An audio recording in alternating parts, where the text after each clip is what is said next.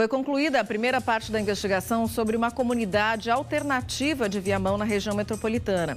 As denúncias são de tortura psicológica, curandeirismo, estelionato, além de relatos de que crianças eram expostas a rituais que envolviam sexo.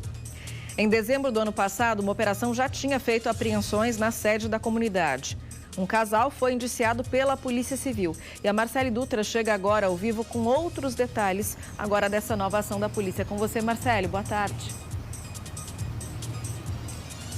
Oi, Vanessa. Boa tarde para ti, boa tarde a todos que nos acompanham. Exatamente, Vanessa. Então, o líder e também os 2 filhos foram indiciados por 12 crimes. E a polícia concluiu, então, essa primeira parte da investigação. Só que essa investigação ainda deve continuar aqui pela Delegacia de Viamão. Então, foram apontados aí nesse relatório indícios robustos desses crimes que vinham sendo praticados na zona rural aqui de Viamão. E quem traz mais detalhes é a delegada Geise Lauri, ela que ficou responsável por toda essa investigação até o momento. Delegada, o que se conclui agora com a finalização da primeira parte desse relatório? Boa tarde.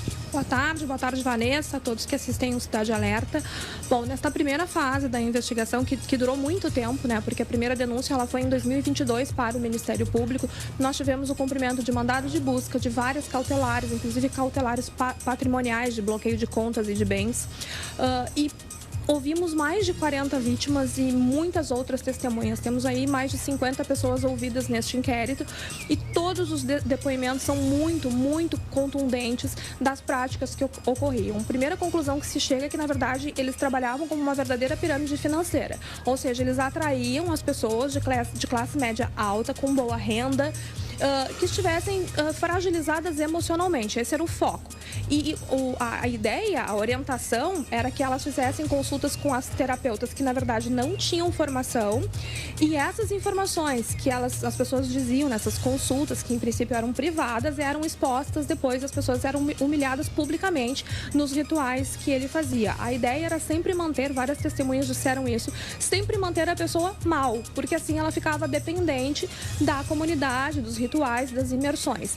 Então, assim, além da questão e sempre injetando dinheiro em prol da comunidade. Todas essas pessoas que estavam lá acreditavam que estavam contribuindo para a comunidade, para o ideal, enfim, que eles começaram a confiar como que fosse uma coisa boa para a vida deles. Só que, na verdade, todo esse dinheiro, o investigado, que era o líder, e os filhos dele, estavam usando em benefício próprio. Então, eles viajavam, eles compravam imóveis, eles tinham boas roupas. Até no local, na comunidade, os aposentos eram completamente diferentes.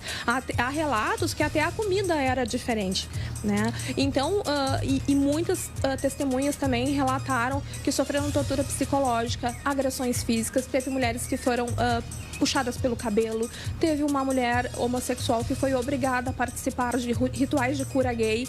Então, muitos, né? Então, são vários crimes, como o curandeirismo, charlatanismo.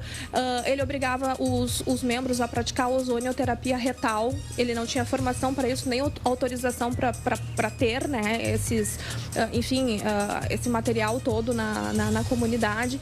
Então, realmente, assim, certamente haverá desdobramentos, né? Eu não descarto que tenhamos aí outros acusados, mais vítimas. Segue agora com a primeira DP de Viamão. Eu levei a investigação comigo para o DEIC, mas agora ela retorna para a primeira DP de Viamão e realmente é uma coisa que choca. Os depoimentos estão chocantes de crianças que eram submetidas eram orientadas, eram estimuladas por ele, inclusive os próprios netos, filhos dos investigados também, a participar e ver os adultos tendo relações sexuais. Então, e as crianças, por exemplo, de outros membros que não estavam, digamos assim, no topo daquela pirâmide, recebiam tratamento. Se as crianças choravam, ele mandava trancar num quarto, ele botava na rua de noite, deixava a criança chorando até parar. E outras coisas, como eu disse, são vários crimes aí, desde crimes contra a economia popular, né, o estelionato, crime financeiro, associação criminosa, o crime de preconceito também, né, e eles estimulavam que as pessoas cortassem os laços familiares, então, com os pais, com as mães, vivessem dentro da comunidade.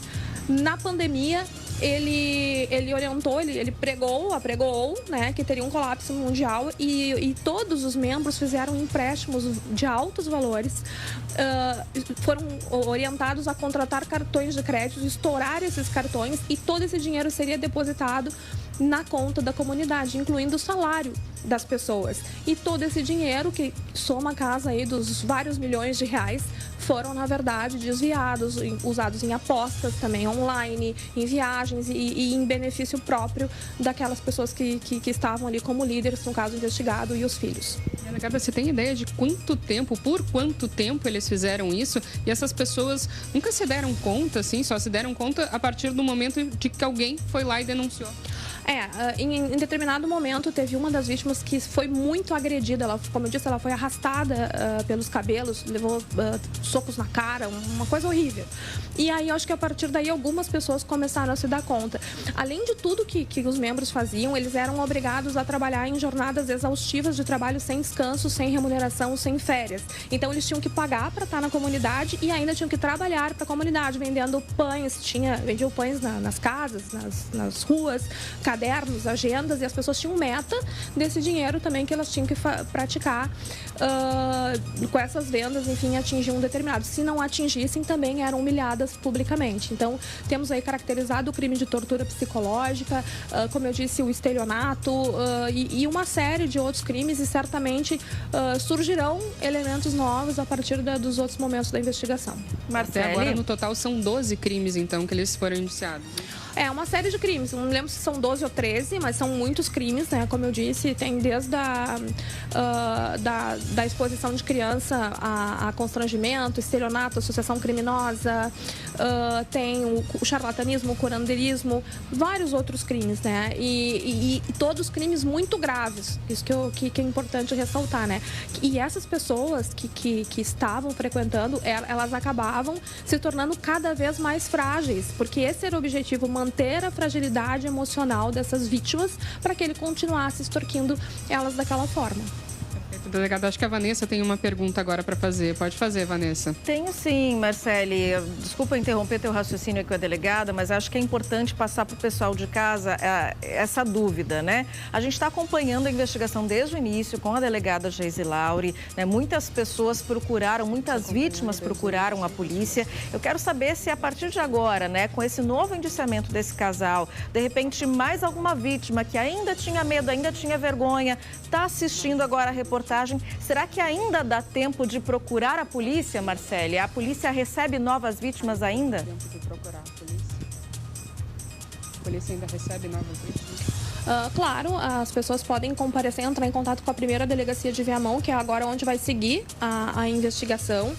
Realmente, né, como foram muitas pessoas também, agora vai para o Ministério Público, e nós temos aí bem caracterizado também que todas essas vítimas foram equiparados a trabalho escravo, justamente em razão dessas jornadas exaustivas, né? Então, certamente haverá uma movimentação até entre o Poder Judiciário né, devido à complexidade dessa investigação, mas certamente as vítimas que até então estavam em silêncio, porque muitas nós procuramos e sequer encontramos, que eram mencionadas e somente pelos Sânias, né? Porque cada vez que a pessoa aderia à comunidade, ela recebia um novo nome, uma espécie de batizado, e algumas pessoas eram conhecidas somente por esses Sânias. Então, nós tivemos dificuldade, inclusive, de identificá-las no grupo. Mas é importante, sim, que as pessoas continuem, se tiveram que fazer empréstimo, se tiveram documentação que tenha dessa movimentação financeira, nós temos muitas que apresentem na Polícia Civil.